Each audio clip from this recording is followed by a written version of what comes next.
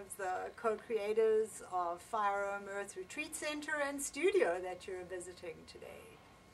Hi, I'm Craig, and this is our studio, and it's located on 15 beautiful acres in the Ozark Mountains. Why don't you come on in? This studio has a 100-year-old lodge that sits above it, and originally this was just blasted out. The mountain was just blasted out to create what would have been a root cellar, a basement of some sorts. That when we found the property, we looked at it and said, perfect, what a perfect studio. Lorna, do people ever say that it feels like a cave here in your workshop?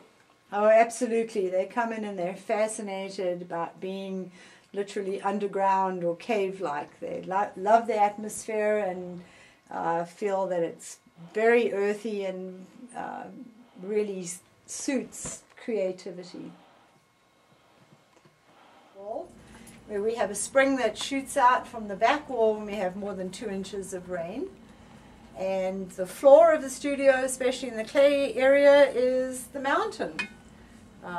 We're in the mountains of the Ozarks, and it's a perfect setting to work clay and create. You have these mats down on the floor, and that makes it more comfortable to work on rather than the stone.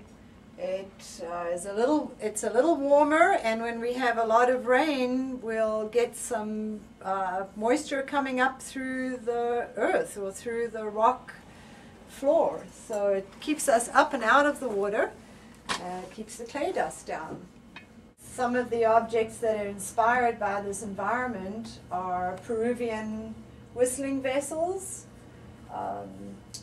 These clays are a terracotta, and some of them have been dug right here on the property. We have a lot of clay. These are a one-note vessel that has a double air chamber. The air comes down into the first chamber and along into the second chamber, and in the neck of the second chamber there's a one-note whistle built in. And these vessels are normally played in a series of 7 that create a harmonic and are a meditation type of instrument. I do them in a pinch pot method. This is a body of one that's being built right here, and I'm getting the whistle element ready right here. It's a little globular piece of clay that will be opened and hollowed out, and a fipple and a whistle chamber will be built into it. Along those lines of most of what we build here are musical instruments. So along those lines are bird whistles, and these are water vessels that will actually play and warble. This is a sculptured one with a number of textures and just taken from some of the bird life that we have here on our 15 acres. And this has water in it. It's a one-note whistle.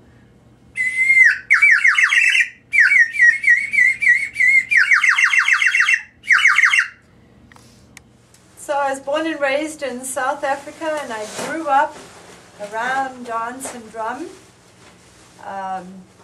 Took part in a lot of dancing myself, and when I came to the United States, got involved in drumming. I'm a production potter. I've been throwing production pottery for over 30 years. The studio is open by appointment, and we encourage the public to call us, make an appointment, and come out and view some of our pieces. My major interest is in women's drums, early women's drums, and the doumbek was played for or by a woman. This particular one is the body has been hand thrown, and I throw in a stoneware. This is a hand painted design, and then a sprayed on glaze. All my drums are built with straps, so they can be worn across the body. The strap goes across the body, and this one's head is out of Pakistani goat skin. Doumbeks are designed or thrown in sizes and shapes according to the type of sound and the type of skin that I'm going to decide to put on the drum, whether it's a very Middle Eastern sound or more traditional. Let's have a look. This One here is another Pakistani goat skin. I have some of the drums when I throw them.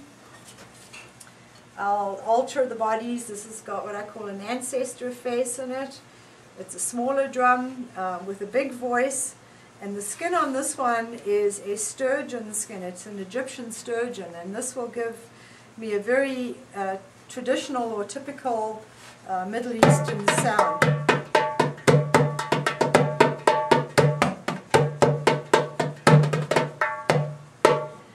My drums go in all sizes. I build them from tiny, tiny little travel size drums, what I call a pack drum. You go on your backpack or clip onto your belt loop.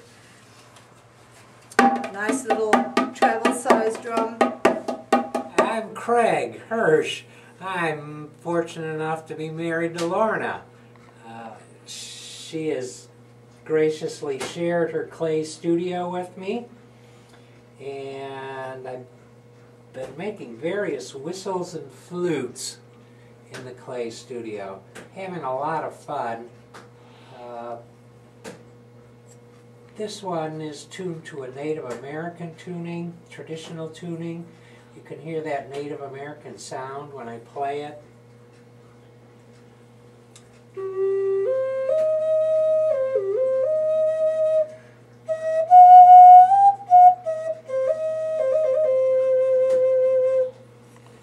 This is some porcelain I've been extruding. Having fun, but porcelain has a terrific memory, and any little tweak shows up in the firing. Does not affect the tuning, which is kind of fun because you can get silly shaped flutes and still have them be in tune. This guy's in a G.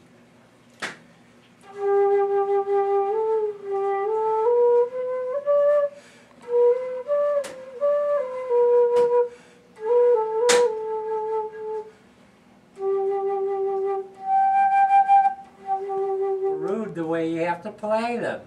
There it goes.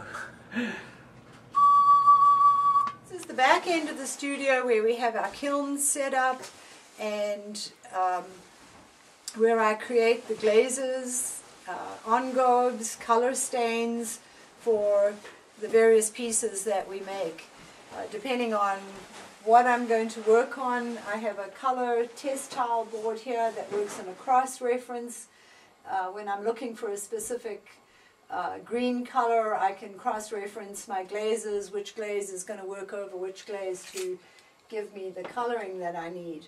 The Flemish wandering minstrels, they would work on or use a honey pot covered with a vellum and a stick in it, and this is how this instrument sounds.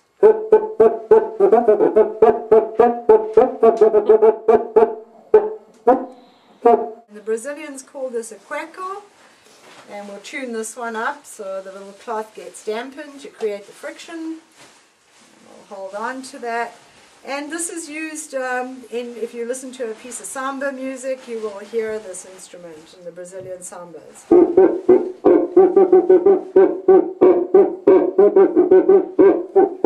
We're out here on the outside of the studio. The studio's on the lowest level of the house.